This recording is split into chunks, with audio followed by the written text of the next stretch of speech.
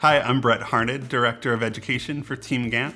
Today we're going to talk through top 10 terms about project management. Now these might not be your top 10 terms, but these seem to be the ones that carry a little bit of weight for people who are leading projects.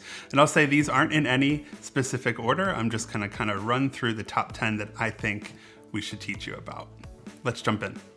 The first term is requirements. Requirements are conditions or tasks that must be completed to ensure the success or completion of a project.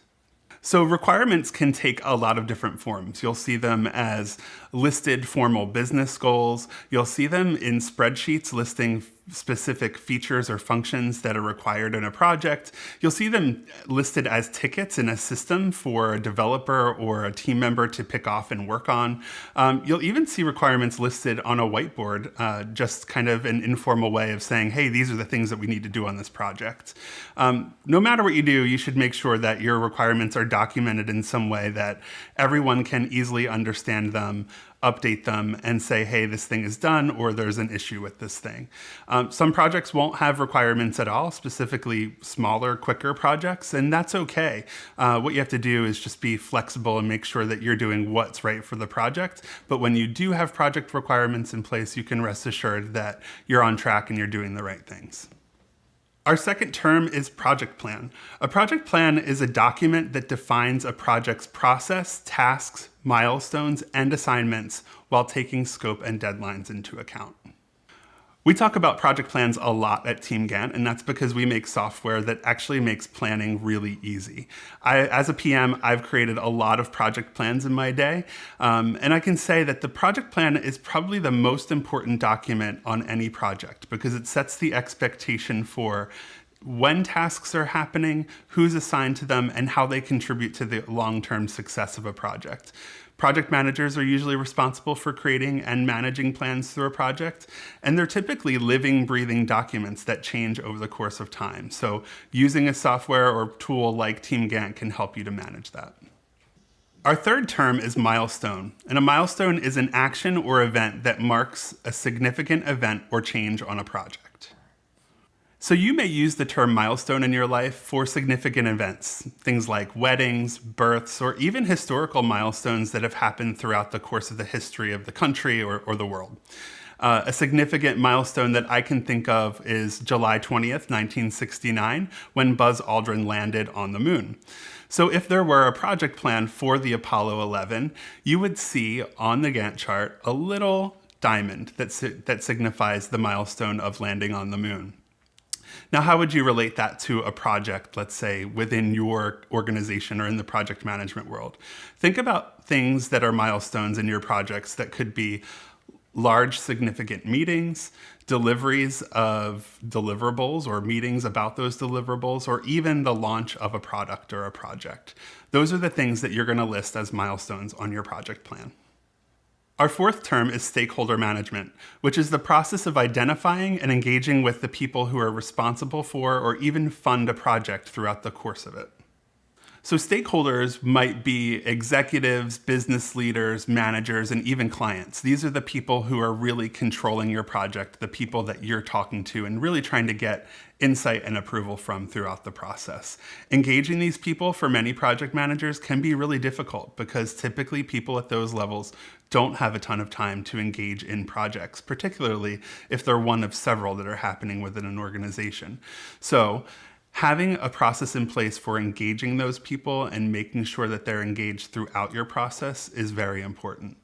For me, working with stakeholders, I've encountered many challenges. One example for me was I was working with an organization who claimed that they were flat, which made sense for them, but I knew that getting into a project scenario with a flat management team would be difficult when it came time to make decisions, particularly around things like design and features and functionality. So what we did was we sat in a room at a whiteboard. I listed out the different layers of stakeholders, which were essentially a core team of stakeholders, the people who were involved in the project day in and day out, or at least on a weekly basis. their team. So first level would be a marketing team, and a second level was an IT team. So this was a web redesign project, something where marketing and IT were definitely involved.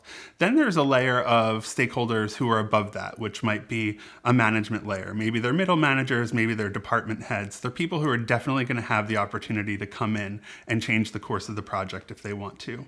Above that would be a CEO or an executive level, and beyond that might even be a board of trustees or a group that's not necessarily tied to the organization officially in an org chart, but definitely has some say. So what we did was we identified who all of those groups were, we identified who the people would be within those groups, and once we were able to do that, I didn't say, hey, you're not flat. I said, hey, this is great. What we can do is identify when we need to engage these people. So coming up with a plan like that can definitely help you to set the expectation for how you're going to engage stakeholders throughout a process. Term number 5 is scope. Scope is what needs to be achieved and the work that must be done to deliver a project. I always say that it's best to start a project with a very well-defined scope. If you're not doing that, you're leaving yourself open to doing more work or extending work and adding team members, extending your budget just for the sake of someone's new idea that comes up. So a scope can come in many forms. It can come in a formal document, like a contract. It can come in the form of a project brief, or it can even come in the form of an email. It all depends on the organization you work in and how formal you are with your documentation process. I always like to err on the side of creating documentation and leaving a paper trail for what should be done on a project. And that's typically done in a formalized scope document that's tied to an estimate for a project. If you're not doing that, you might want to think about lightweight ways that you can at least control the scope on your project and define what your team will be doing. If you don't do that, you're leaving yourself open to new requests and ideas from stakeholders that might come in at the last minute and change the course of all of the work that you've done on a project. This has happened to me several times. One of the times that I can consider is building a website for a large media company, getting to launch day, and a stakeholder coming and saying, hey, this website's not working on my BlackBerry, which nobody used at the time. And essentially me going back to the scope and saying, these are the browsers that we listed in our scope. BlackBerry's not one of them. That shut down the need or the desire to do additional work. If we really needed to do some work on BlackBerry, I would have then created a change request and scope creep would have been cut out. Okay. So our next term is risk, and risk is an uncertain event or condition that, if it occurs, has an effect on at least one project objective. Every project comes with some level of risk, whether that's a missed deadline that creates a ripple effect on missed deadlines in the future, or an introduction of new scope that introduces changes to your plan and how you'll achieve a project. Good PMs are the ones who are always looking out for risk and issues. One good way of handling risks and issues is by doing a weekly status report. And in that report, thinking through all of the things that happened last week, all of the things that are happening this week, and trying to do a good sort of projection of what might be coming in the next couple of weeks. If someone misses a deadline, what's going to happen? If it looks like someone's going to miss that deadline, documenting it in that status report and having a conversation about it with your team and with your stakeholders to make sure that that issue doesn't actually happen. The next term is expectation management, which is ensuring that everyone on a project, both your team and your stakeholders included, are aware of how the project will work, how you'll communicate, and how things will get done. The best way to manage expectations through a project is through solid communications.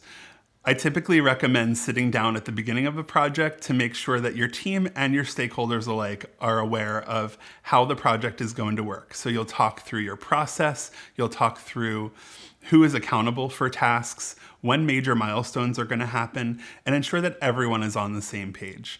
A good way to keep those expectations in check is by doing a regular status report where you can talk through what's happened last week, what's coming up this week, and then list any action items or to-dos that people are accountable for on the project. It's also a good idea to do stand-up meetings or just check in with your team to make sure that everyone is aware of what's happening at all times of the project and that everyone's expectations are in place. Term number 8 is status report. A status report's a detailed and recurring document that helps you, your stakeholders, and internal teams stay honest about your work, process, budgets, and issues. So I've already mentioned status reports quite a few times. I really think that they're critical to helping people manage projects really well. So if you need some help with status reports, we've got a free template on Team Gantt. Click on the link in the video and you can check that out now. And remember, sending a status report weekly, bi-weekly, or even monthly is going to help you to keep expectations in place, as well as making sure that everyone is accountable to the flow of information on a project. Okay, term number 9 is resource management, which is creating a forecast or staffing plan to ensure that teams are assigned to work and productive and not overbooked.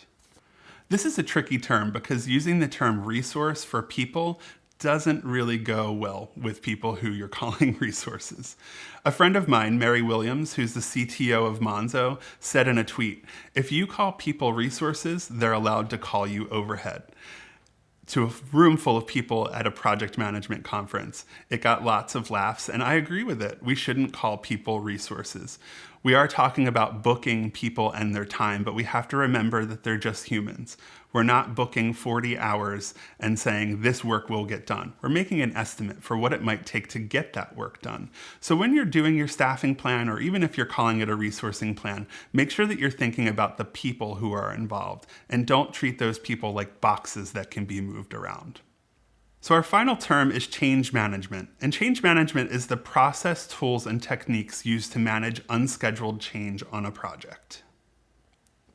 So one thing is for certain, change is going to happen on projects. I've never worked on a project where there wasn't at least a minor change in the way that we're doing work. And what form does change take on projects? Change can come in new goals, it can come in changing those goals, it can come through a missed deadline, it can come through a new idea that comes in that you have to account for. There are a lot of ways that projects can change.